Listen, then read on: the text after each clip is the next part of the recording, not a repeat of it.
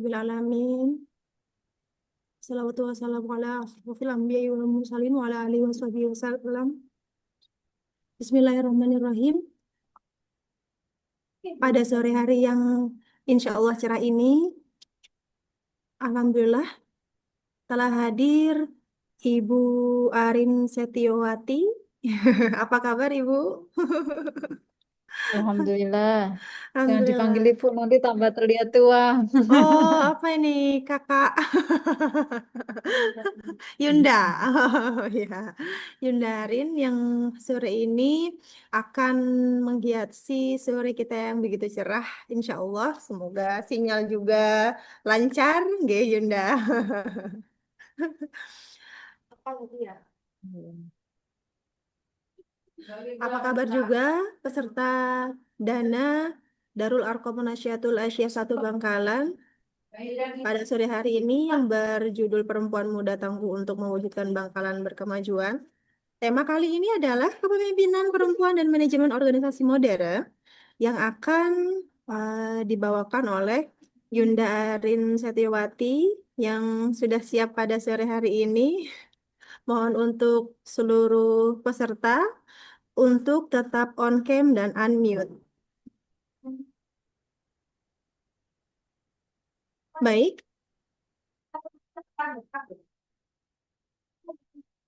perlu kita ketahui pemateri kita yang cantik hari ini adalah Ibu Ketua Departemen Ekonomi dan Kewirausahaan PWNA Jatim. Alhamdulillah, kita bersyukur bisa bertatap maya pada sore hari ini untuk belajar tentang bagaimana kepemimpinan dan juga manajemen organisasi di dunia yang serba modern kali ini. Kepada Yundarin langsung saja disilahkan. Ya, terima kasih Yunda Yuni atas kesempatannya. Selamat sore Yunda Yunda. Saya izin berbagi begitu ya, sekaligus nanti berdiskusi, belajar bersama terkait dengan tema yang kemarin diminta oleh panitia kepada kami terkait dengan kepemimpinan perempuan dan manajemen organisasi modern. Kami awali. Assalamualaikum warahmatullahi wabarakatuh. Alhamdulillah Rabbil Alamin wa bihi nasta'inu ala umri dunya waddin wa ala alihi wa ashabi ajmain amma ba'd. Yang kami hormati seluruh jajaran PDNA Kabupaten Bangkalan, kemudian seluruh jajaran instruktur beserta panitia dan satu PDNA Bangkalan. Ini ada Mbak Iis begitu ya dan lainnya. Salam kenal sedoyo begitu. Kalau biar tidak merasa di forum ini hanya saya, kemudian Yunda Yuni dan yang pakai akun PDN Bangkalan, mohon berkenan bagi yang tidak uzur syar'i untuk on cam begitu nggak Yunda Yunda biar biar terasa bahwa kita benar-benar berdiskusi begitu nggak, benar-benar kemudian kita berinteraksi karena kalau salah satu prasyarat dana kan memang harus hadir secara utuh ya, utuhnya itu ya fisik maupun pikiran. Nah, kalau di Zoom berarti hadir secara wajah dan minimal memang mengikuti secara utuh begitu dari rangkaian kegiatan Dana Satu ini karena bagian dari proses untuk kaderisasi di Nasyatul Aisyah. Nah, ini sudah ada Mbak Siti Rohmawati bersama kader kecilnya. Selamat sore, terima kasih Mbak atas atensinya. Ditunggu yang lainnya juga nggih sambil saya jalan untuk share screen. Sampun terlihat Yunda Yuni. Oke, sampun terlihat Yunda. Oke, baik. Saya mau berbagi begitu ya. Berbagi dan nanti berdiskusi terkait dengan kepemimpinan perempuan dan manajemen organisasi modern. Seperti tadi yang disampaikan oleh Yunda Yuni, kami diamanahi di Departemen Ekonomi dan Kewirausahaan PWNA Jatim. Kemudian dalam konteks perkaderan Dinas A, Dana satu hingga berikutnya, kami Alhamdulillah tergabung dalam Satuan Instruktur Nasihatul Aisyah PWNA Jatim atau Sinisa Jatim, sehingga ini menjadi penting begitu bagi kami untuk penguatan perkaderan di Jawa Timur. Nah, sebelum masuk pada bagaimana persoalannya apa dan harus bagaimana terkait dengan menjadi pribadi perempuan muda yang kemudian siap untuk menjadi pemimpin, maka kami awali dengan kerangka nilai. Jadi nanti yang menjadi landasan kenapa kemudian atau yang menjadi spirit awal nilai yang kemudian kita pegang dalam hal kepemimpinan adalah nilai Islam berkemajuan dan perempuan berkemajuan. Secara payung besarnya Islam berkemajuan milik dari Muhammadiyah, kemudian secara lebih spesifik atau part kecilnya lagi, rumah kecilnya lagi adalah rumah di perempuan berkemajuan. Ini menjadi satu hal yang penting begitu ya untuk selalu kita gaungkan karena ini menjadi manifestasi begitu dari organisasi atau persyarikatan kita yang di Muktamar Solo terakhir kemarin kemudian melahirkan kaitan dengan risalah Islam berkemajuan dan risalah perempuan berkemajuan. Jadi satu paket begitu ya. Risalah Islam berkemajuan yang menjunjung tinggi nilai-nilai toleransi, nilai-nilai keadaban, kemudian nilai-nilai berkaitan dengan kemajemukan. Salah satunya itu. Kemudian di spirit atau nilai perempuan berkemajuan, salah satunya adalah bagaimana karakter, bagaimana komitmen seorang perempuan Muhammadiyah yang kemudian terlibat aktif dalam isu-isu global, terlibat aktif dalam isu-isu toleransi, yang kemudian mempunyai integritas tinggi pada perkembangan ilmu pengetahuan dan teknologi. Jadi kalau melihat atau mungkin Yunda sudah pernah membaca sekilas begitu dari risalah Islam atau risalah perempuan berkemajuan, maka saya kira itu bisa menjadi pegangan kita secara utuh gitu untuk menjadi kader perempuan muda. Kalau kalau itu di perempuan yang general, maka itu sangat mungkin kita turunkan dan kita ini ya kita implementasikan sebagai perempuan muda berkemajuan. Nah, seperti yang saya sampaikan tadi, bahwa dalam risalah Islam berkemajuan itu menegaskan bahwa Islam sebagai rahmat, kemudian berorientasi pada ilmu, kemajuan, keadilan, kemaslahatan, dan pembebasan dari kejumutan. Artinya bahwa Islam yang berkemajuan itu menjadi basis keikutsertaan perempuan dalam kerja-kerja peradaban. Jadi kalau Islam berkemajuan yang tadi saya maksudkan risalah Islam berkemajuan itu payung besarnya bahwa isu-isu yang berorientasi pada ilmu, kemajuan, keadilan, kemaslahatan, pembebasan pada kaum-kaum mustadafin, maka itu menjadi satu penanda bahwa ya kita sebagai human, sebagai manusia, maka punya tanggung jawab aktif begitu untuk terlibat dalam isu-isu untuk kemajuan peradaban. Sementara untuk risalah perempuan berkemajuan, perempuan ini sebagai subjek. Subjeknya tidak hanya subjek yang pasif atau sebagai subordinat atau orang kedua bukan, tapi perempuan di sini adalah hamba. Jika hamba maka tugasnya adalah beribadah kepada Allah dengan takaran yang sama. Kemudian khalifah berarti memiliki tugas atas tugas-tugas kebumian. Tugas kebumian berarti menjaga bagaimana kelestarian alam, bagaimana kemudian harmonisasi sosial. Maka itu yang melekat pada diri, baik itu laki-laki termasuk perempuan. Jadi tidak ada kata bahwa yang menjaga apa namanya yang melindungi bumi adalah perempuan, hanya laki-laki, maka itu tidak. Atau yang kemudian bertanggung jawab penuh terhadap eh, kemerdekaan, bertanggung jawab penuh pada kesejahteraan itu hanya laki-laki, tentu tidak, karena tanggung jawab perempuan sebagai subjek aktif, yakni hamba dan khalifah yang memakmurkan bumi, sebagai bagian dari mandat gerakan perempuan Muslim berkemajuan yang autentik di Indonesia. Jadi kalau di gerakan-gerakan feminisme Barat itu kan menuntutnya kaitan dengan kalau di awal-awal gerakan feminisme salah satunya adalah hak untuk kebebasan berpendapat, hak kebebasan untuk eh, dalam hak cerai begitu dan lain sebagainya. Ya, kalau membaca di sejarah-sejarah Jawa, hal yang kemudian menjadi landasan yang dilakukan ketika menyuarakan gender ya berbasis pada Al-Quran dan hadis, maka spirit perempuan sebagai human atau manusia itu adalah hamba dan khalifah.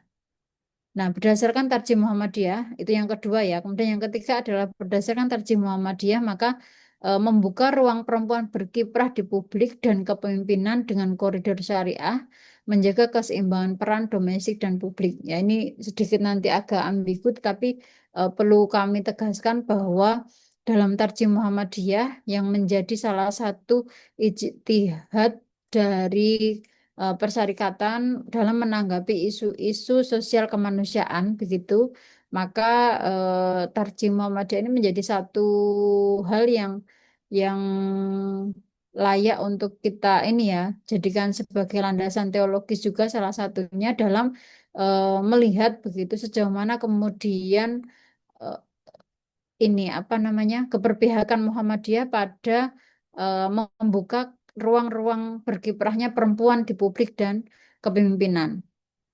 Jika Yunda ingat begitu hasil dari Muktamar tahun 2005, sekitar 2005 yang di Malang itu, kita atau Perserikatan Muhammad itu sudah pernah menghasilkan satu putusan bahwa perempuan bisa menjadi imam. Kemudian detailnya bisa dibaca. Misal, menjadi imam itu ketika suami sedang dalam kondisi sakit yang memang secara fisik tidak bisa kemudian menjadi imam. Atau di dalam rumah memang hanya ada laki-laki tetapi masih belum balik. Maka perempuan bisa menjadi imam. Karena sebelumnya yang menjadi landasannya adalah laki-laki, yang menjadi imam adalah hanya laki-laki. Tapi tidak mau tahu bagaimana ketika kondisi-kondisi udhuriyah lain yang itu sesuai dengan perkembangan sosial yang tidak bisa dielakkan begitu. Nah, itu salah satu hal yang saya kira penting ketika Tarjih Muhammadiyah masuk dalam koridor nilai ini. Yang berikutnya, yang keempat adalah saya ambil dari sejarah gerakan bahwa kita ingat betul bagaimana Mbah Dahlan dan Mbah Walidah kita ya, Siti Walidah kita begitu mengawali gerakan-gerakan yang bertolak belakang dengan masyarakat di sekitarnya. Di saat masyarakat pribumi yang masih diliputi kebodohan, kemiskinan, yang tidak bisa makan, kemudian kejumutan dalam agama, kemudian Ahmad Dahlan membuka keran tersebut dengan mulai menafsirkan Islam sebagai gerakan pembebasan. Pembebasannya apa? Ya bahwa kita berislam, maka Islam kita harus memberikan makan kepada orang miskin, gelandangan, anak yatim dan lain sebagainya gitu. Jadi bukan hanya Islam yang sekedar beribadah, tapi Islam yang ibadahnya kemudian punya dampak kepada masyarakat-masyarakat di sekitar kauman saat itu. Kemudian bagaimana Siti Walidah yang secara perempuan saat itu masih menjadi manusia kedua, bahkan kemudian tidak dianggap posisinya karena saat itu perempuan ya sebagai makhluk yang hanya berkutat pada 3 S begitu ya, tiga S ya, 3M. 3 sumur, dapur, kasur, begitu, 3 ur begitu, sumur, dapur, kasur begitu. Nah, kemudian Walidah menginisiasi bagaimana kemudian ngajari anak-anak perempuan itu untuk ngajari kemudian bagaimana perempuan-perempuan berdaya supaya punya pendapatan sendiri, supaya pinter dengan ngaji, pinter dengan pendidikan, supaya nanti bisa berdaya. Nah, itu satu hal yang kita punya landasan historis kuat begitu. Bagaimana kemudian nilai-nilai ini menjadi spirit kita bahwa di saat itu saja Ki Haji Ahmad Dahlan dan Siti Walidah bisa, apalagi hari ini di tengah keran-keran toleransi, keran-keran peluang yang besar begitu, maka ya kepemimpinan perempuan itu menjadi suatu keniscayaan yang tidak bisa dielakkan. Nah, tinggal bagaimana kemudian peranan-peranan atau peluang-peluang itu dimanfaatkan dengan optimal untuk kemaslahatan umat.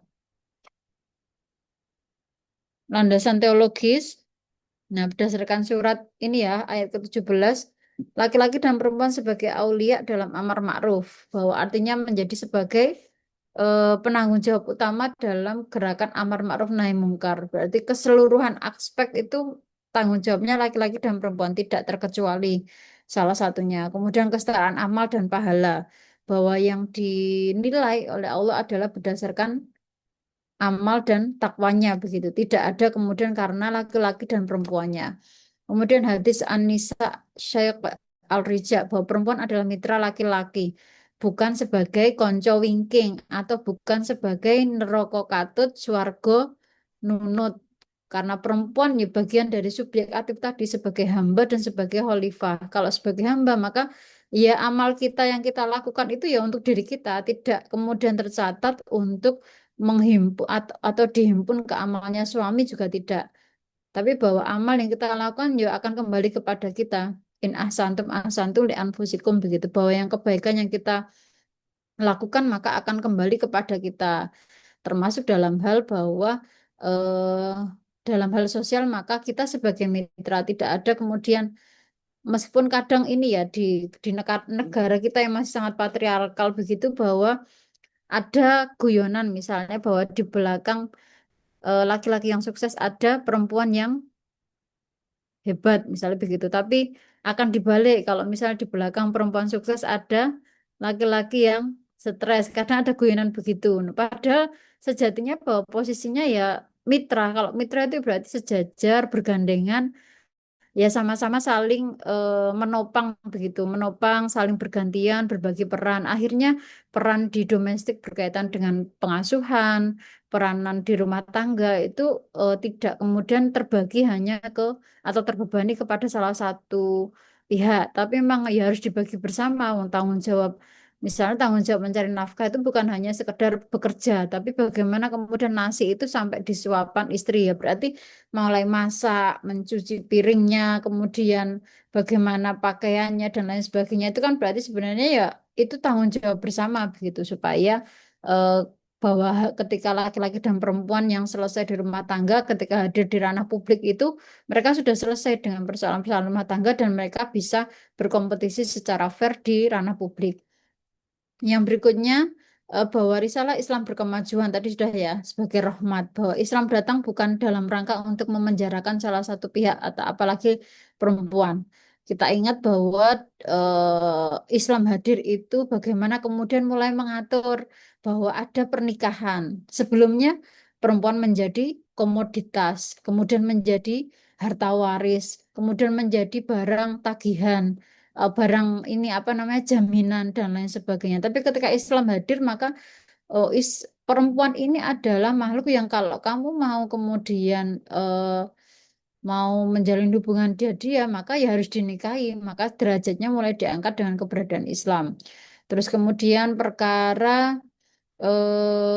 lain-lain sebagainya, termasuk kepemimpinan yang bahwa pernah ada ya hadis yang ternyata doif begitu bahwa celakalah suatu kaum jika dipimpin oleh perempuan. Ternyata ketika diruntut begitu bahwa ada asbabul wurud yang memang kasuistik begitu di saat Nabi kemudian mau menyampaikan hal tersebut.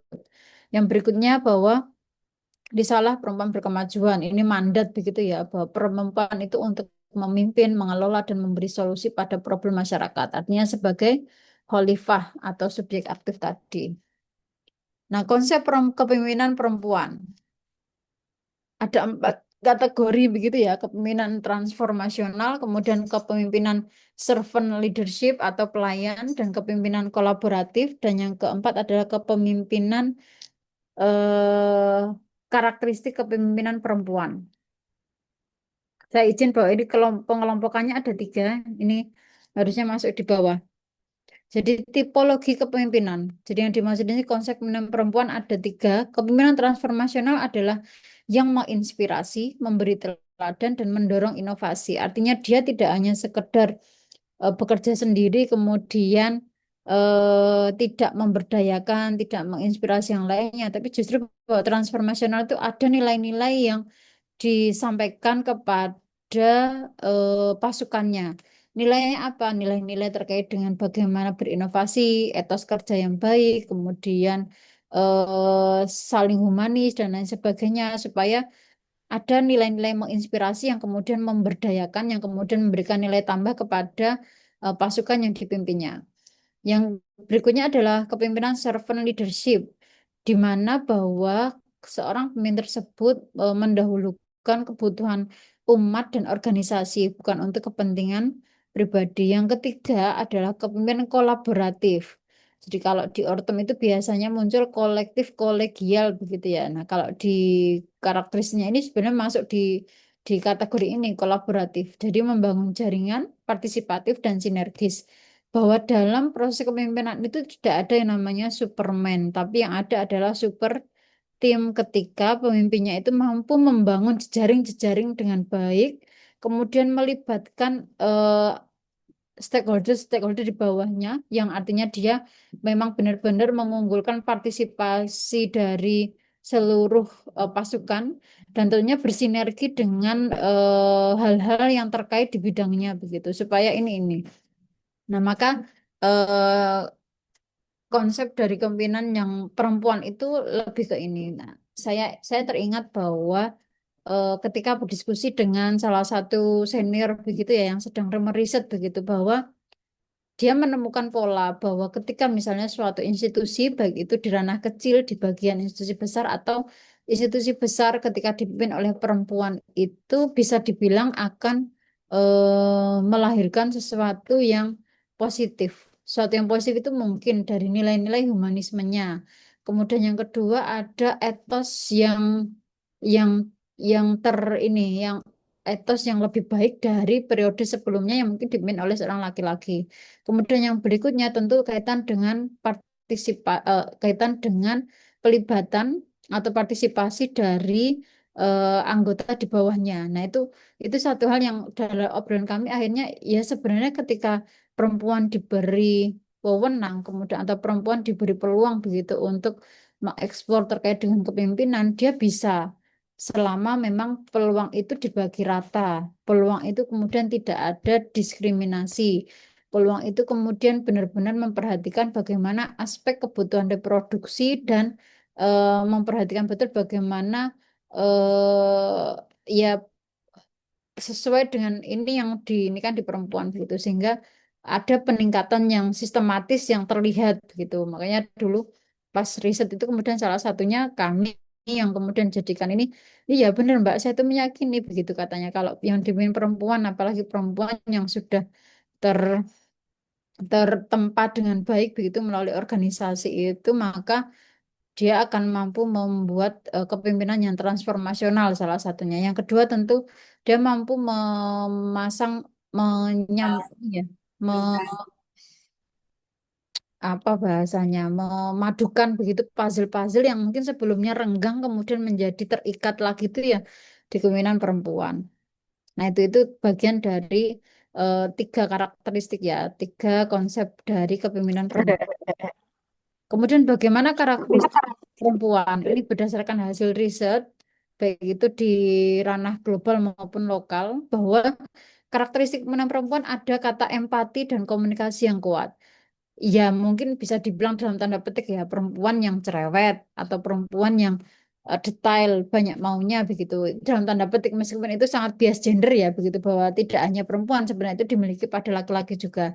Tapi bahwa ini menjadi satu penanda, satu temuan penting bahwa ya jika pemimpin perempuan itu akan melahirkan tadi empati dan komunikasinya kuat karena dibangun dengan pola-pola komunikasi di perempuan itu sendiri. Yang kedua cenderung partisipatif tadi sudah saya sebutkan ya termasuk hasil riset yang diskusi kami dengan rekan begitu dan demokratis. Yang ketiga, kemampuan multitasking dan negosiasi. Nah, multitasking ini karena sudah tertempa begitu baik bahwa kemudian bisa mengerjakan banyak hal dalam satu waktu begitu, maka kepemimpinan perempuan punya kecenderungan karakteristik yang multitasking dan negosiasi. Kemudian kepekaan sosial tinggi karena bagian dari empati tadi. Nah, saya ingin mengungkapkan data dan fakta begitu ya, berdasarkan Global Gender Gap Report begitu dalam Women Wave 2024 bahwa partisipasi perempuan dalam kepemimpinan masih kurang dari 30% di banyak negara. Kalau di Indonesia kita masih ingat ya, kita masih menggelontorkan begitu kebijakan afirmatif supaya ada anggota legislatif perempuan, misalnya begitu. Artinya masih meskipun sekarang sudah ada, tapi ketika kemudian diakumulasi, dikuantifikasi, kita ini masih kurang dari 30% begitu di banyak negara. Jadi ini masih menunggu kader-kader terbaik, salah satu kader-kader Nahdlatul Aisyah, kader-kader perempuan muda yang memang siap untuk menjadi pemimpin di masing-masing tingkatan, masing-masing institusi yang ada di tempatnya. Supaya ini kemudian naik beranjak ini 2024. Kita belum tahu hasil 2025. Apakah kemudian ada peningkatan atau belum ya, karena ini belum akhir 2025. Nah, dalam konteks Indonesia, jumlah perempuan di jabatan publik, legislatif maupun eksekutif masih di bawah target 30% kuota. Seperti tadi yang saya sampaikan ya, dalam konteks Indonesia misalnya untuk anggota legislatif yang seharusnya sudah diputuskan dan dipaksa 30% itu pun masih kurang. Kalaupun ada itu pun karena kayak ini pemaksaan atau orang-orang yang diambil atau dicomot, tapi bukan dalam proses perkaderan yang ada. Jadi ini masih menjadi satu hal yang miris di kita berkaitan dengan data-data kepemimpinan perempuan di Indonesia khususnya. Bagaimana kemudian di Muhammadiyah dan Aisyah? Sebenarnya berdasarkan sejarah panjang kepemimpinan perempuan di pendidikan, kesehatan, filantropi, dan dakwah bahwa perempuan memimpin kalau di Aisyah ya karena semua perempuan begitu karena nggak ada laki-laki maka kepemimpinannya 100% bisa terserap. Tetapi bagaimana di Muhammadiyah?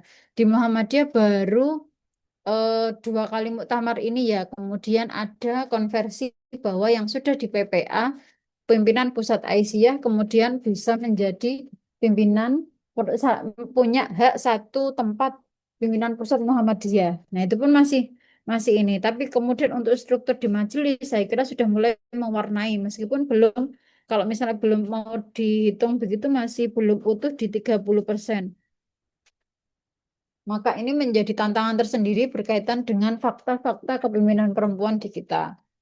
Misal yang ada di majelis di Dasman begitu atau di majelis kader atau di majelis wakaf dan lain sebagainya pasti jumlahnya hanya satu dua tidak lebih dari 10 lah begitu kalaupun ada ya kalau di Aisyah pasti iya tapi kalau di Muhammadiyah itu belum kemudian kalau di jajaran pimpinan pusat memang jatahnya hanya satu pimpinan pusat wilayah dan itu pun ex officio ketua PWA atau ketua Aisyah di masing-masing levelnya gitu jadi ini menjadi hal penting begitu jadi alarm kita bahwa ya kita masih sangat mungkin begitu untuk menumbuh suburkan begitu kader-kader kita supaya siap menjadi pemimpin dimanapun dia berada.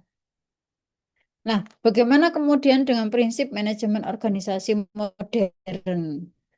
Nah, kami membagi dalam 5 aspek ya. Mulai dari visi misi yang jelas dan adaptif. Ini berkaitan dengan dari PP, harus benar-benar ditata dari awal. Sama seperti yang kami lakukan di pimpinan wilayah Aisyah, begitu, pimpinan wilayah Nahdlatul Aisyah di awal periode begitu. Jadi sebelum kemudian menyusun program-program, kami benar-benar mendiskusikan betul begitu. Kita ini sebenarnya 4 tahun ke depan tuh mau bagaimana?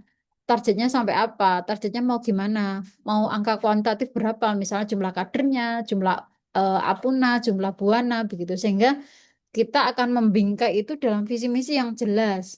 Kemudian visi dan misi yang jelas sehingga tidak melulu kemudian hadir program kerja tapi tidak dilandasi dengan visi misi karena bisa jadi nanti kalau program kerja dulu maka bisa jadi ngalor ngidul yang tidak bisa tercapai dalam satu bingkai yang utuh.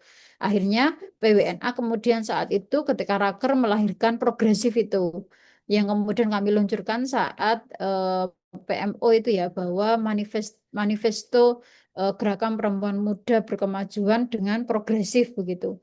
Profetik, kemudian gesit, responsif, inklusif dan inklusif begitu dan lain sebagainya. Ada ada 5 poin yang akhirnya menjadi visi yang itu kemudian kami turunkan pada nilai-nilai yang menjiwai dari program-program yang dijalankan oleh departemen-departemen. Karena berkaitan apa ya tadi spirit nilainya Islam dan berkemajuan. Mudah merespon perubahan sosial, teknologi dan ekonomi begitu yang akhirnya biar nggak sporadis begitu programnya ke kanan, ke kiri, kemudian ke atas, ke bawah, nggak terukur, nggak sistematis, nggak terframing dengan baik begitu. yang berikutnya adalah kaitan dengan prinsip good governance atau tata kelola yang baik. Tata kelola yang baik bagaimana? Bahwa ada struktur sudah ada, oke. Tetapi ternyata dalam proses komunikasinya masih semrawut bahwa ketua langsung ke departemen atau ketua langsung kepada anggota. Kemudian bagaimana proses transfer transparansi bahwa ketika selesai program itu maka harus bagaimana pelaporannya baik itu secara di atas kertas atau secara lisan. Kemudian bagaimana pengelolaan keuangan dari PH kemudian ke departemen dan lain sebagainya, tanggung jawabnya, kemudian ke independensinya dan kemudian fair ketika memberikan hak, memberikan kesempatan kepada seluruh anggota untuk berkembang. Nah, itu menjadi satu hal penting dalam prinsip menjadi organisasi, manajemen organisasi yang modern, good governance itu menjadi penting ya. Selanjutnya adalah manajemen berbasis kinerja atau Key Performance Index begitu ya. Bahwa indikatornya capaian terukur. Nah, biasanya KPI ini yang di kita itu di matriks program kerja. Misal di Departemen Ekonomi begitu, maka KPI-nya adalah sudah harus sabu sada misalnya satu buana satu daerah satu buana misalnya begitu itu menjadi target minimum yang ketika nanti tidak tercapai ya maka ini menjadi penilaian tersendiri kepada salah satu departemen yang menaungi tersebut begitu kinerja tersebut. Kemudian ada eh, bahwa kaitan dengan bagaimana sosial media misalnya begitu maka ada KPI misalnya satu bulan itu harus ada minimal 10 upload begitu 10 bahan yang itu dipublikasikan tapi kalau tidak maka KPI-nya juga akan menurun. Nah ini menjadi satu hal penting ketika menjadi prinsip dalam manajemen organisasi yang modern. Terus kemudian tentu ada monet. Ini bagian dari cara mengukur begitu ya terkait dengan efektivitas, efisiensi dari pelaksanaan kegiatan yang sudah dilakukan atau dari program-program yang sudah dijalankan. Digital leadership. Nah, ini menjadi satu tuntutan baru ya di era eh, daerah disrupsi kemudian daerah 5.0 begitu yang semua ada di digital maka kaitan dengan literasinya kaitan dengan bagaimana self awareness-nya kemudian kaitan dengan bagaimana hal-hal yang sebenarnya sudah banyak dilakukan oleh nasihat tapi tidak tersampaikan kepada halayak karena ternyata masih masih masih belum aware begitu dengan promosi digital, aware dengan tampilan-tampilan digital yang harus ditampilkan ke halayak supaya mempertunjukkan bahwa PDNA Bangkalan itu misalnya sudah melakukan pendampingan kepada 100 perempuan atau 100 UMKM misalnya begitu. Ya ketika kemudian tidak disampaikan ke halayak kan tidak ada yang tahu bahwa PDNA yuk kelihatannya hanya rapat, rapat, rapat misalnya begitu, tapi tidak ada hasil. Nah, ini menjadi hal penting ketika bagaimana digital leadership ini menjadi komitmen dalam manajemen organisasi modern. Maka satu hal yang perlu menjadi pertimbangan khusus ya di era 5.0 ini untuk mengelola bahwa ya supaya performance kita itu dilihat bagus, bahwa kinerjanya ada di PDNA, ya maka ya harus dilaporkan secara transparan melalui sosial media, salah satunya begitu. Kemudian inovasi dan inklusivitas. Nah, ini penting ya, bahwa program-program yang mungkin selama ini berjalan itu ya hanya rutinitas, ya hanya tahunan, hanya bulanan. Tapi apakah sudah ada kemudian inovasi tersendiri yang itu menjawab tuntutannya kader, menjawab kebutuhan kader. Nah, itu apakah sudah ada inovasi berkaitan dengan bagaimana kemudian pelaksanaan hal-hal yang sifatnya sudah rutin tapi ada nilai baru yang diinjeksikan begitu. Nah, itu juga hal penting yang dilakukan dalam manajemen organisasi yang modern, terutama membuka ruang bagi kaum-kaum yang selama ini termarginalkan. Misal sejauh ini mungkin program kita hanya untuk anggota saja. Nah, mungkin bisa kemudian berikutnya dibuatkan kegiatan yang untuk mungkin perempuan-perempuan ex PKI begitu ex PKI, ex PMI, pekerja migran Indonesia yang ada di Bangkalan. Kemudian untuk ex apa namanya? apa ya perempuan-perempuan ex Napiter misalnya yang ada di Bangkalan dan lain sebagainya yang sejauh ini masih kita anggap sebagai kaum lian begitu, kaum lain yang kita belum pernah ini mereka. Nah, bagaimana kemudian model kepemimpinan perempuan muda Muhammadiyah Aisyah? Modelnya yang pertama adalah tentu spiritual leadership. Landasannya jelas, iman, takwa, iman dan takwa, kemudian akhlak, nilai Islami sebagai fondasi. Yang kedua adalah community oriented leadership, bahwa kepemimpinan yang berbasis pada pengabdian pada masyarakat. Kita sepakat ya bahwa kita di persyarikatan adalah bagian dari cara berterima kasih kita kepada Allah terutama. Yang kedua, cara berterima kasih kita pada persyarikatan dengan peluang-peluang yang ada, maka ya ketika kita menghidupi Ortum salah satunya, maka kepemimpinan ini menjadi pengabdian masyarakat. Jadi tidak berorientasi pada materi meskipun tetap ini ya, tapi bahwa tidak hanya berorientasi pada materi. Yang berikutnya adalah green and sustainable leadership, bahwa di isu global warming atau climate change hari ini, maka sensitif terhadap isu-isu lingkungan menjadi satu hal penting, apalagi di era SDGs ya, bahwa semuanya kemudian indikatornya mengarah pada sustainable development goals begitu. Jadi maka penting kemudian gerakan-gerakan termasuk di PWNA, kemudian di awal-awal gerakan kita membuat Merdeka Sampah. Kemudian menjadi gerakan yang menyeluruh untuk bisa ditindaklanjuti di daerah-daerah kaitan dengan nasiah yang pro terhadap lingkungan. Termasuk kalau di Ekowir begitu ada gerakan eh, apa namanya ekopreneur, bahwa apuna-apuna yang kemudian menjunjung tinggi aspek-aspek lingkungan begitu yang ramah lingkungan, maka ada ekopreneur Nasyatul Aisyah. Yang berikutnya adalah entrepreneur leadership. Nah, maka penting begitu departemen saya salah satunya memimpin dengan inovasi. Ini etos ya, lebih kepada etos, mental, jiwa begitu, bahwa memimpin dengan inovasi, mengembangkan amal usaha dan mengelola sumber daya sosial ekonomi. Oke, selanjutnya adalah keterampilan utama dalam pemimpin perempuan. Untuk pemimpin perempuan,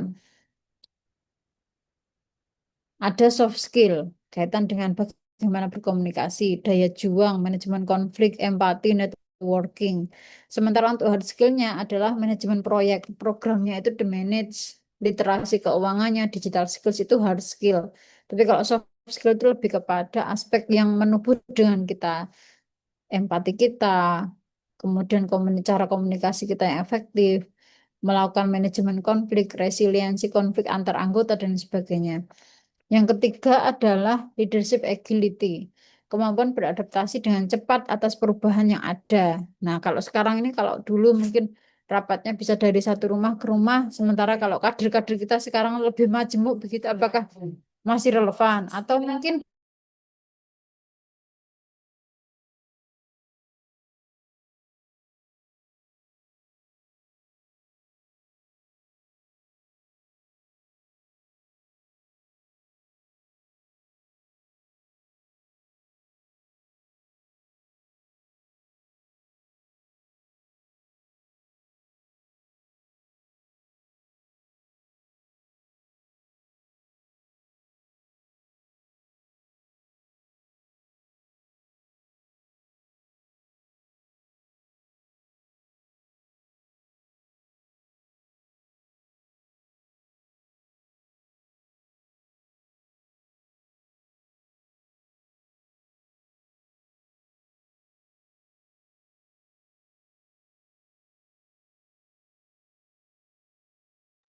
Cek, cek, apakah terdengar?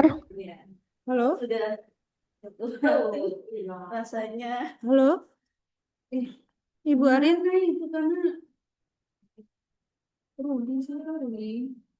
Halo?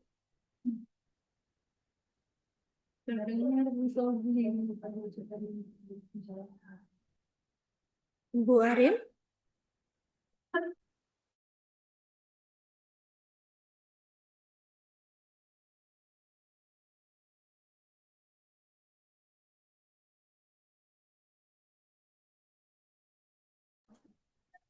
Halo, Yunda Arin?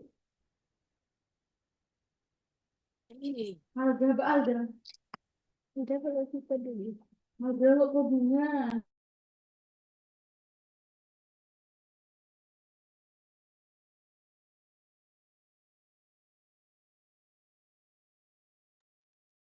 Sebentar ya Yunda-Yunda, sepertinya Yundarin sedang terpental. Barangkali masih karena faktor sinyal gitu. Mohon ditunggu Yunda-Yunda.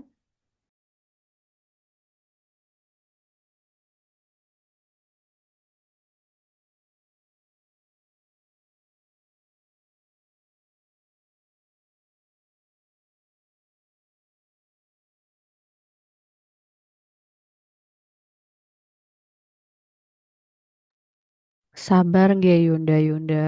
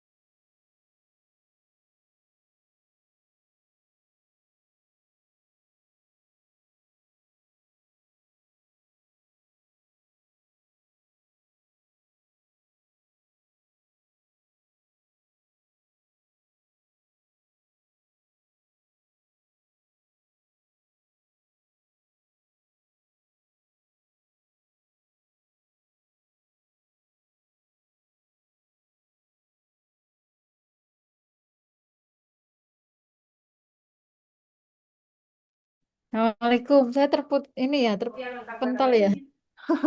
Enggak, tidak apa-apa Yundarin.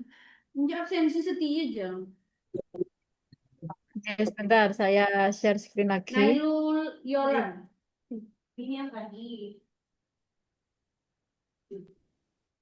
Ini keterampilan tadi ya. Hmm, keliru.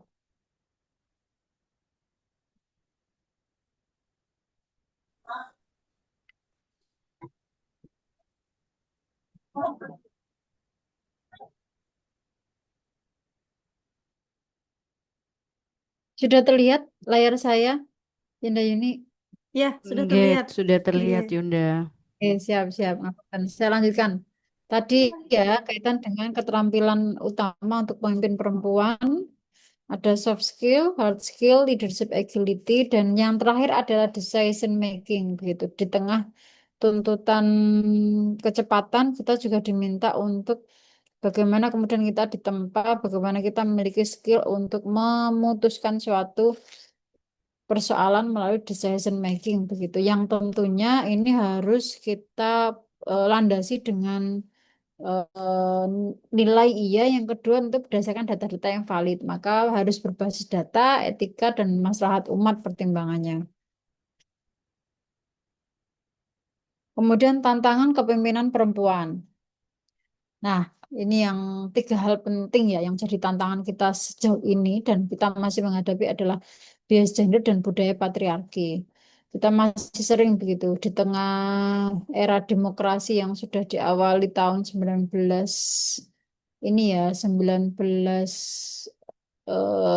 berapa itu 1997. Kemudian sampai hari ini tapi kita masih saja pada terkungkung misalnya persoalan-persoalan bias gender. Masih kalau misalnya perempuan itu penempatannya harus di sekretaris atau di bendahara begitu. Kemudian masih bias gender ketika ya tadi persoalan parenting begitu, persoalan lainnya. Apalagi budaya patriarki yang menempatkan kita secara ugal-ugalan begitu ya, secara brutal yang itu melalui budaya kaitan dengan bagaimana kalau perempuan itu harus di belakang posisi sholatnya. Kemudian bagaimana kemudian kalau perempuan itu ya bagiannya ketika punya gawe itu perempuan yang masak, sementara laki-laki yang menerima tamu atau yang di depan begitu yang tinggal duduk-duduk begitu yang angkat-angkat memang sangat bias gender yang di tengah isu di tengah kemudian teori-teori paradigmatik terkait dengan gender yang sudah berkembang sangat pesat. Yang kedua tentu konsekuensi berikutnya atau tantangan berikutnya adalah beban ganda atau double burden. Misal kita yang sudah bekerja di luar tapi masih menanggung bagaimana harus nyuci piring, harus memasak, harus memikirkan bagaimana ngajari anak atau mengerjakan PR atau tugas-tugas lainnya yang itu justru kemudian membebani kita. Karena berangkat dari masih bias gender dan budaya patriarki yang belum selesai akhirnya melahirkan beban ganda, double burden, atau bahkan multi burden begitu ya. Tidak hanya dua bebannya, tidak hanya eh, tanggung jawab publik dan domestik, tapi ada tanggung jawab lain, perasaan, apa dan lain sebagainya.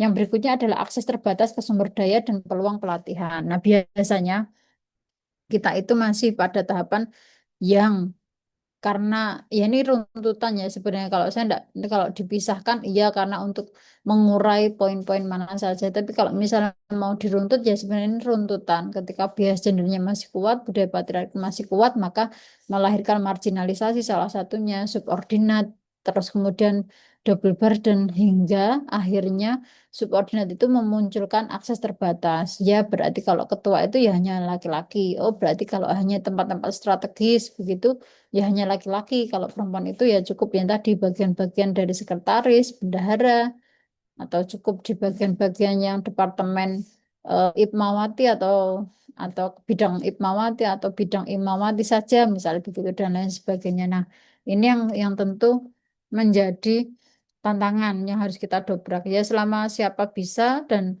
dia mampu ya maka ya diberi kewenangan begitu, termasuk dalam hal promosi jabatan misalnya.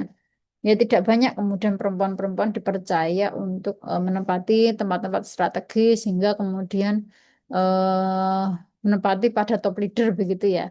Karena masih ada sentimen-sentimen bias gender. Nanti kalau dipimpin perempuan banyak menggunakan perasaan, dipimpin perempuan kemudian tidak ada yang ditakuti dan lain sebagainya. Nah, bagaimana kemudian strategi penguatannya? Yang pertama tentu kita harus kembali pada diri kita secara personal begitu. Kalau ini boleh dibilang, saya menganggapnya ini mazhab feminisme liberal begitu. Kenapa feminisme liberal ya? Sebenarnya persoalan itu kembali pada masing-masing diri kita. Ketika misalnya hari ini kita masih dianggap dijajah dalam tanda petik begitu ya, kita masih di nomor dua kan, kita masih dimarginalisasi, maka ya kita harus berupaya penuh kaitan dengan memperkuat kapasitas diri. Ketika kita memperkuat kapasitas diri, kita sudah pinter, kita sudah punya apa namanya sumber daya sendiri, maka secara otomatis kita bisa membungkam budaya-budaya itu perlahan gitu membungkam bias-bias itu perlahan, bias-bias gender perlahan, membungkam budaya-budaya patriarki yang secara perlahan. Karena kita mampu bersaing, kita punya secara pendidikan, kita punya skill karena kita banyak dilatih, kita punya hal yang kemudian bisa mentoring dan lain sebagainya. Maka itu yang salah satu cara untuk mentoring. Termasuk kalau saya ngomong feminisme liberal bahwa ya ketika adanya ketidakadilan gender itu ya perempuan yang harus dipinterkan. Maka perempuan harus pinter, harus berdaya. Kalau misalnya perempuan kemudian hasil dari apa namanya perceraian begitu, kemudian perempuan menjadi kaum lemah, ya maka perempuan harus diberdayakan dengan diberi modal supaya dia bisa punya kerja, setelah punya kerja dia bisa mandiri, dia bisa kemudian menghidupi anak-anaknya dengan baik, tidak bergantung kepada ex suaminya misalnya begitu. Yang kedua adalah organisasi.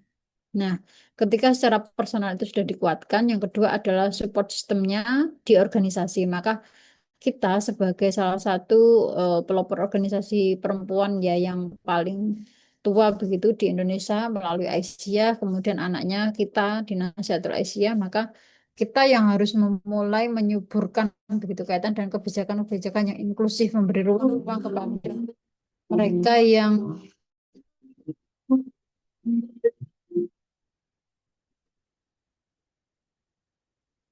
memberi ruang-ruang yang akhirnya memberi ruang kepada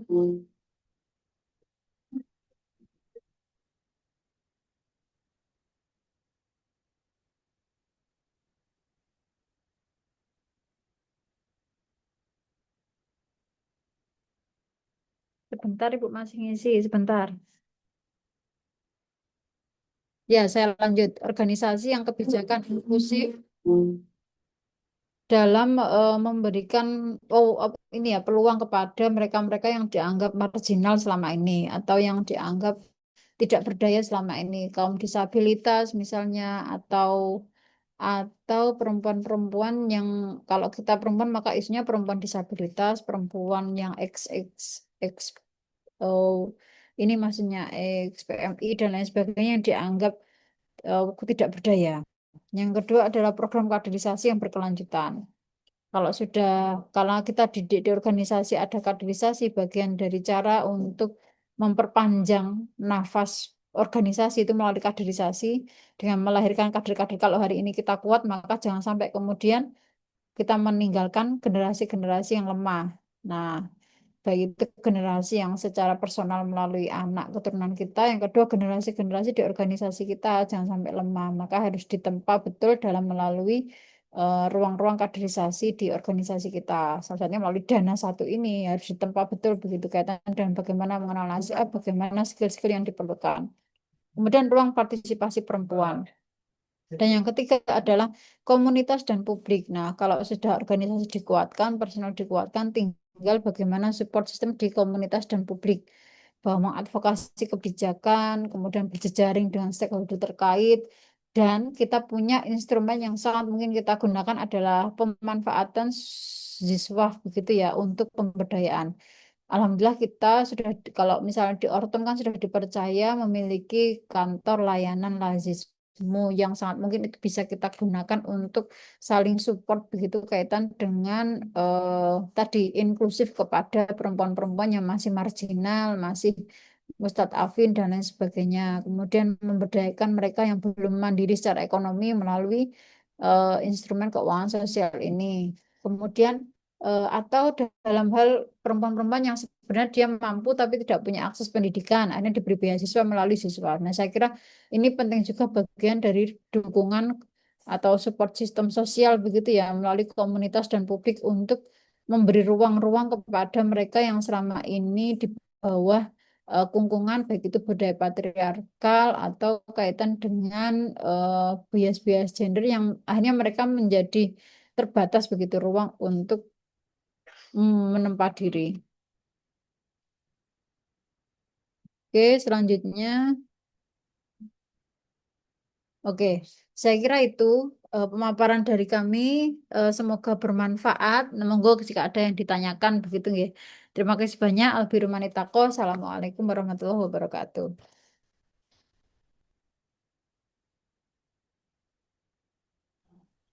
Waalaikumsalam warahmatullahi wabarakatuh. Alhamdulillah, terima kasih banyak untuk materi yang sangat luar biasa pada sore hari ini, Yunda.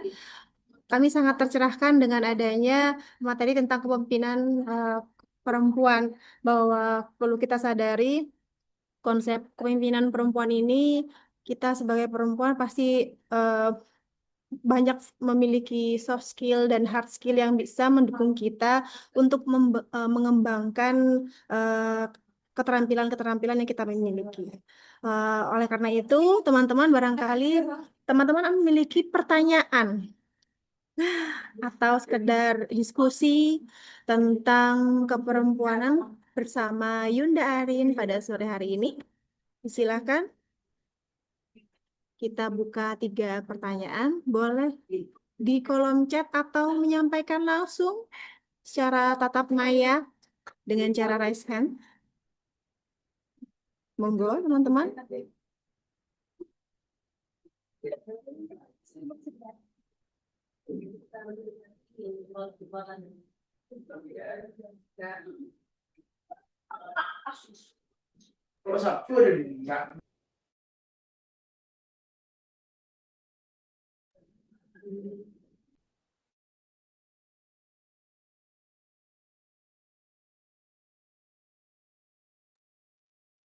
Monggo, atau sudah ini semua?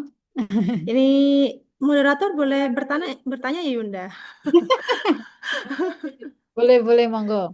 Ya, ini sebenarnya juga pertanyaan ini dari lubuk hati sebenarnya.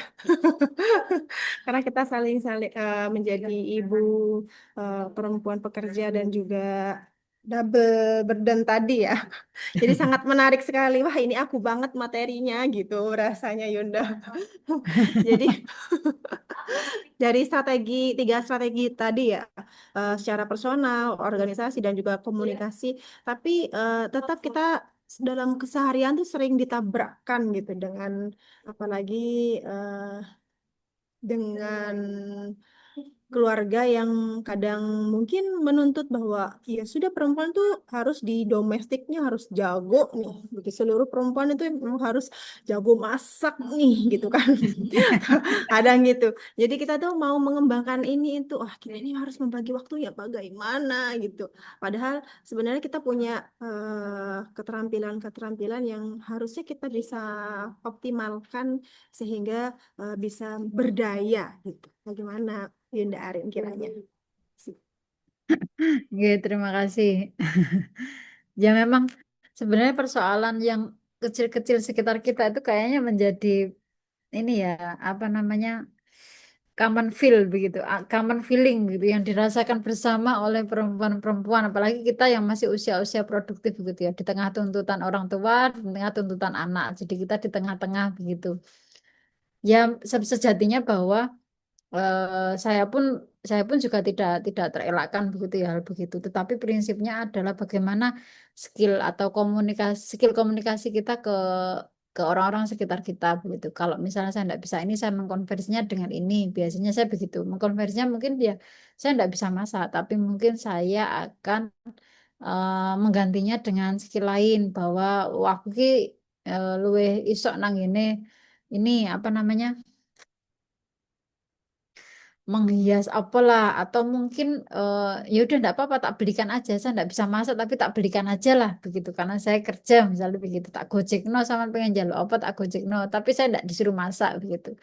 Tapi bahwa prinsipnya skill komunikasi yang saya maksud ya ring terdekat adalah ya kita dengan suami, bahwa seburuk-buruk apapun mungkin penilaian dari hal yang ngapunten misal mertua atau mungkin orang tua kita sendiri begitu ya, tapi kalau kita sudah clear komunikasi dengan suami bahwa karena itu partner kita ya, partner terdekat kita begitu ya, kalau saya tidak bisa masak tapi saya bisa nyuci, nanti gantian kamu yang masak aku yang nyuci, atau saya nggak bisa nyuci tapi saya bisa setrika kamu yang nyuci. Nah kalau itu sudah clear, saya rasa nanti justru itu pembagian tugas yang fair begitu ya, ketika nggak bisa ini maka saya ini, kalaupun misalnya nggak bisa keduanya ya salah satu harus belajar, atau ya kita belajar bersama-sama untuk bisa begitu, minimal masak hal sepele, kalau misalnya hal-hal telur dan lain sebagainya itu kita kita sepakati bersama. Jadi skill komunikasi yang harus dibangun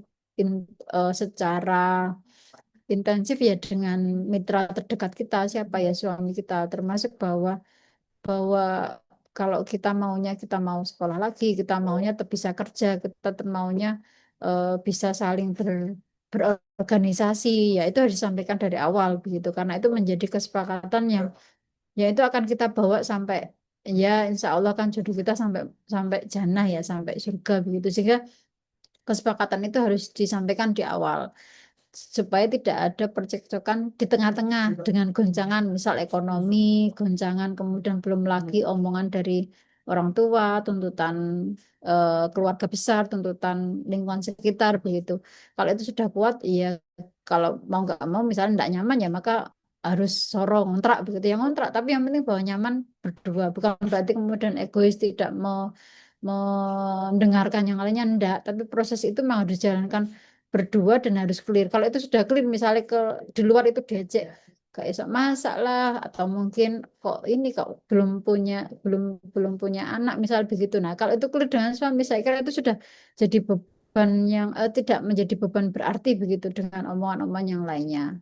Nah, maka tidak perlu menyiasati bahwa kita harus bisa semua, karena kalau ini kan bahwa ya manusia itu ada kekurangannya di sisi mana, tapi kita bisa menambahnya dengan hal-hal yang skill yang kita miliki lainnya. Kayak tadi saya tidak bisa masak, tapi saya bisa belikan, ya saya belikan aja.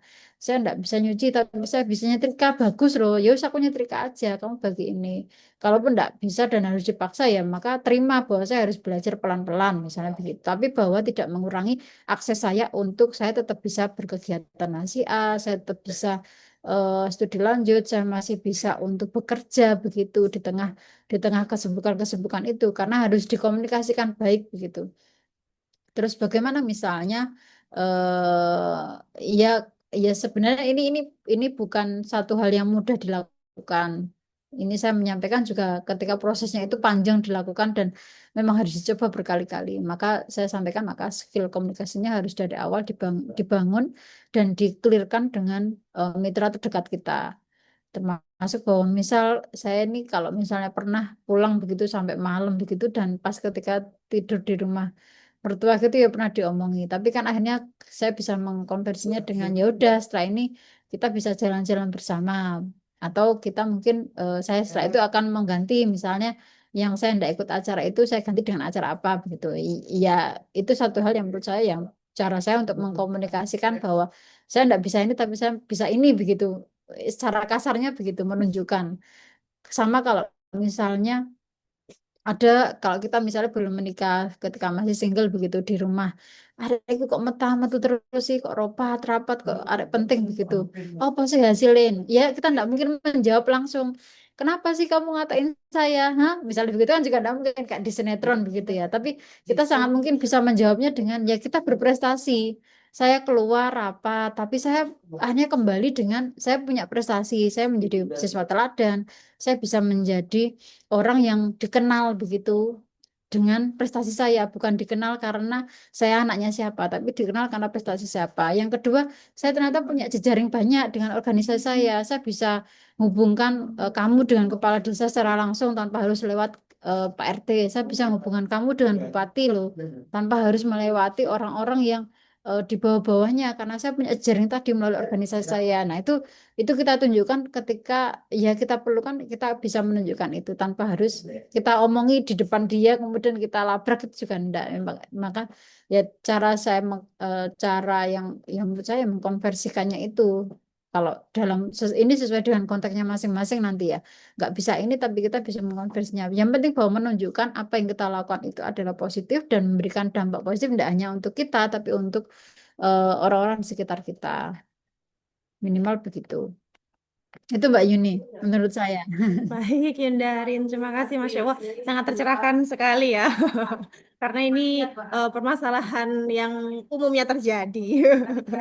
Jadi lagi-lagi kita di NA ini sangat bersyukur karena bisa belajar berkomunikasi, bersinergi. Jadi kita bisa saling share seperti pada sore hari ini. Juga kelebihan skill ini bisa kita pakai untuk saling membuat dalam keluarga itu juga percaya gitu ya bahwa kita juga tetap berproses meskipun ya sering rapat dan sebagainya tapi ini juga membawa kebermanfaatan insya Allah. Baik. Oleh karena itu barangkali ada pertanyaan dari Yunda yang lainnya, monggo.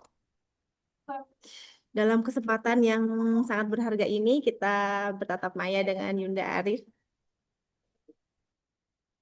Yunda Dian mungkin.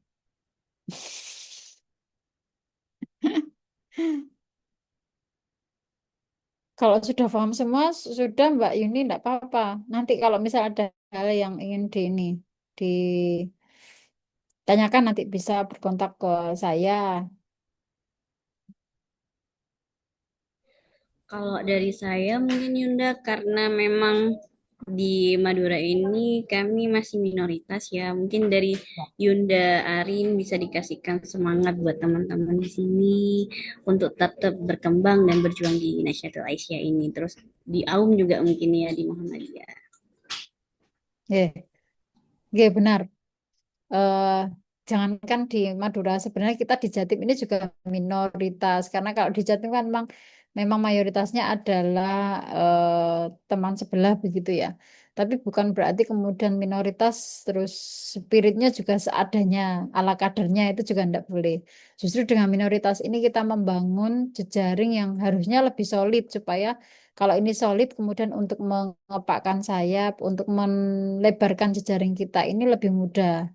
Nah, apalagi kalau di Madura, saya pernah kurang lebih berapa ya 1 tahunan begitu riset di sana sama tim begitu di Bangkalan, kemudian Pamekasan, Sampang, Sumeneb begitu dengan tema riset berbeda ya kaitan dengan sosial dan ini lainnya. Ya, memang tantangannya akhirnya masing-masing tempat punya punya lokalitas yang berbeda. Apalagi kalau di Madura dengan kalau kita di Jatim minoritas, apalagi di Madura juga minoritas. Apalagi menjadi Muhammadiyah seolah bukan Islam begitu ya. Padahal ya Muhammadiyah itu ya Islam gitu. Nah, maka eh, poinnya adalah yang pertama tentu Nasya ini jadikan sebagai yang pertama rekreasi yang berkualitas. Rekreasi berkualitas itu bagaimana? Mungkin setelah jenuh dari aktivitasnya masing-masing ya, baik itu yang sebagai pendidik, sebagai apa namanya siswa atau mungkin sebagai ya posisi-posisi lainnya atau aktivitas-aktivitas lain di luar, maka ketika di Nasiah jadikan itu bagian dari rekreasi yang berkualitas. Rekreasinya apa yuk?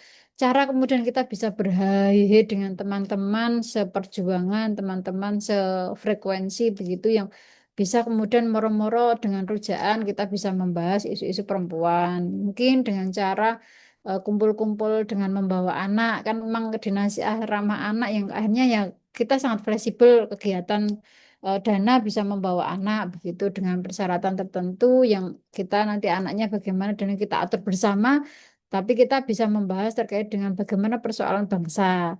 Kemudian bagaimana cara misalnya oh ternyata ini butuh loh, ini kader-kader yang belum punya penghasilan. Oh bisa nanti kita berdayakan ada yang nanti nyarikan sumber modal melalui koperasi-koperasi yang ada, koperasi nasihat atau lainnya yang ada, nanti kita bisa berdayakan. Tapi dengan cara penanggung jawabnya bagaimana. Nah, itu bisa kita saling ini kan. Oh, yang penting bahwa rekreasi berkualitas, yang kedua tetap solid untuk menjaga tadi. Kalau tidak solid, kemudian sudah kecil, tidak solid, nanti akan mudah untuk di ewer-ewer begitu ya. Maka ya tadi sudah kecil harus solid dan mampu kemudian berpikir inovatif begitu ya, kreatif untuk bagaimana caranya menjejaring kader-kader Muhammadiyah lainnya, khususnya kader-kader perempuan Muhammadiyah lainnya untuk menguatkan barisan Nahdlatul Aisyah di Bangkalan begitu.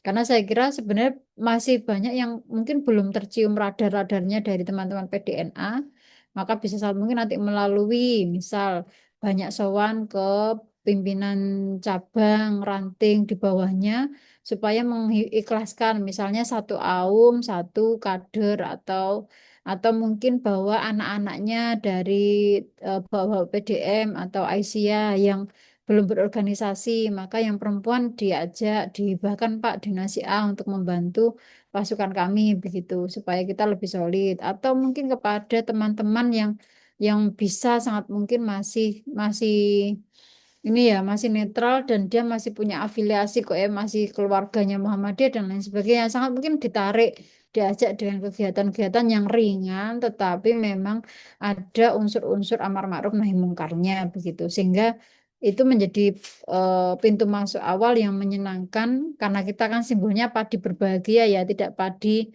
cemberut begitu maka padi berbahagia menyenangkan tetapi ada unsur-unsur pendidikan, ada unsur-unsur ekonomi, ada unsur-unsur dakwah dan lainnya yang kita masukkan pada gerakan-gerakan yang atau kegiatan-kegiatan yang menggembirakan begitu.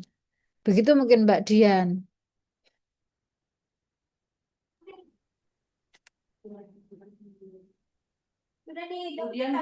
Siap, terima kasih Yunda.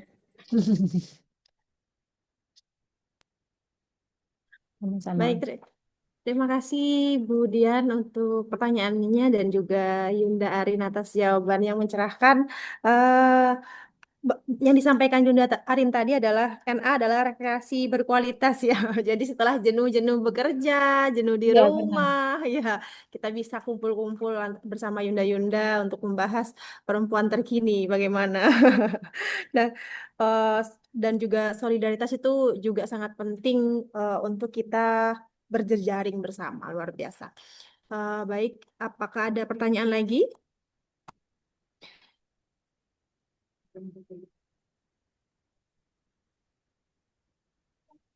Baik, jika demikian, izinkan saya sebagai moderator untuk menyimpulkan pembahasan kita pada sore hari ini, bahwasanya konsep kepemimpinan perempuan itu sebenarnya berfokus pada empati, kolaborasi, komunikasi, juga inklusivitas, sehingga sangat sesuai dengan tuntutan manajemen organisasi modern yang dinamis dan partisipatif. Lalu, meski banyak tantangan perempuan menjadi pemimpin saat ini, tapi perempuan juga memiliki keterampilan seperti soft skill, hard skill, dan lainnya yang Yunda Arin sampaikan tadi. Dan kita juga harus tetap bersinergi secara personal, organisasi, komunikasi, dan publik.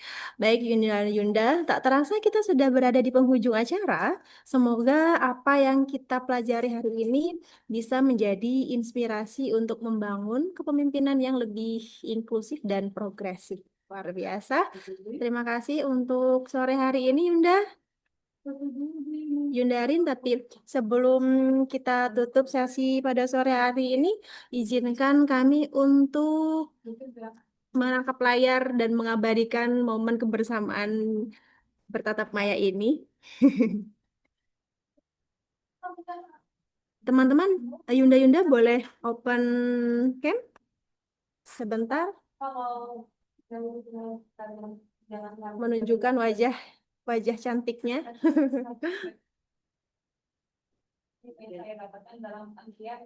Baik, dalam hitungan 3, 2, 1.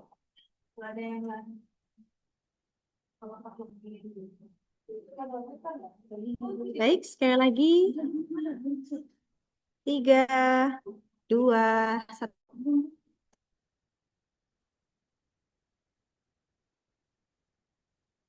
Baik, luar biasa. Terima kasih. Undarin, barangkali ada sepatah dua patah kata berpatah-patah. Monggo Yunda. Oke, terima kasih Mbak Yuni atas simpulannya tadi yang saya kira nanti bisa jadi penekanan kita bersama ya, bahwa ini jadi PR kita juga, tidak hanya teman-teman, tapi saya pribadi sebagai perempuan muda juga bagian dari tersebut. Bahwa kita berorganisasi ini bukan dalam rangka untuk apa ya, mengkarantina yang berat-berat, enggak. Bahwa justru dengan bernasya ini ya bagian cara kita untuk berterima kasih kepada Allah bahwa kita sudah diberikan ini berpatah-patah kayak Mbak Yuni. Sudah diberikan kesehatan, diberikan nikmat begitu sehingga kita gunakan yang hal positif melalui nasihatul aisyah. Nah, cara kita mensyukurinya ya dengan berorganisasi. Kalau saya misalnya yang sedang yang mengabdi di AUM, maka cara berterima kasih saya ya melalui aktif dan menghidup-hidupi Ortum begitu. Salah satunya di Nasihatul Aisyah, menghidup-hidupi persyarikatan begitu di Muhammadiyah, di Aisyah begitu. Maka itu cara berterima kasih kita.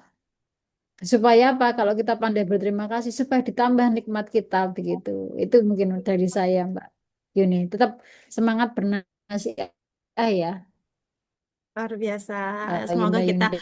bisa menjaga spirit itu bersama karena sudah bertemu dengan Yundarin sore hari ini. Alhamdulillah cerah, sinyal juga lancar jaya. Sekali lagi terima kasih Yundarin. Baik, kita tutup bersama dengan doa kafaratul majelis. Subhanallah wa bihamdihi. Subhanallah wa bihamdika asyhadu an la ilaha illa anta wa atubu ilaik. Alhamdulillah, sekali lagi terima kasih Yundarin atas partisipasinya pada sore hari ini. Sampai jumpa kembali. Semoga bisa ketemu secara langsung pada suatu hari nanti. Amin. Nggih. Baik. Terima kasih banyak. Mohon maaf ya jika ada hal yang kurang berkenan atau hal yang kurang. Saya izin undur diri dulu. Assalamualaikum warahmatullahi wabarakatuh. Waalaikumsalam warahmatullahi wabarakatuh. Warahmatullahi wabarakatuh. Baik, teman.